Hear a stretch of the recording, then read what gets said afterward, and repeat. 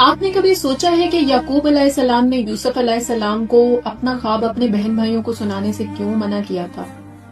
یعقوب علیہ السلام ایک بہت ہی سمجھدار انسان تھے. وہ اس خواب کی تعبیر بھی جانتے تھے اور وہ بہن بھائیوں کے رشتے کو بھی بہت اچھے سے سمجھتے تھے. بہن بھائیوں کے رشتے میں محبت کے ساتھ ساتھ کہیں نہ کہیں حسد کا جذبہ بھی ہوتا ہے. حسد ایک بنیادی جذبہ ہے جو ہر انسان کے خمیر میں ہوتا ہے، اور کسی بھی نازک لمحے میں جیسے ہی یہ تھوڑا سا دل میں ابھرتا ہے، شیطان اس کو اور زور دینے لگتا ہے.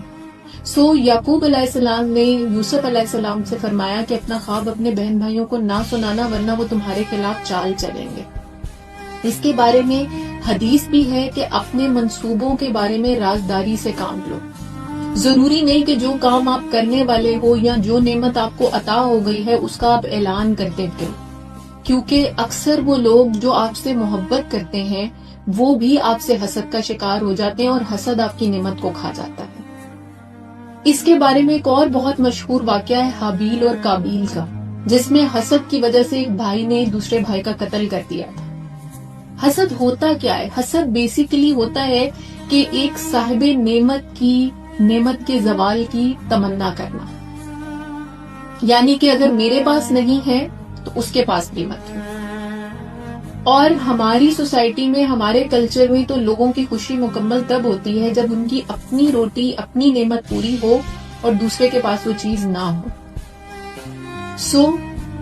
اس سے پہلے کہ کسی کا حسد آپ کی نعمت کھا جائے، اپنے خوابوں، اپنے منصوبوں کے بارے میں رازداری سے کام لیں. ہر نماز کے بعد اٹھتے بیٹھتے اللہ سے یہ دعا کریں کہ وہ ہمیں حسد، غرور اور غیبت جیسے گناہوں اور بیماریوں سے بچائی رکھے، کیونکہ صرف اللہ ہی ہے جو ہمیں اس چیز سے بچا سکتا ہے. ہمارا اس چیز پہ کوئی اختیار نہیں ہے.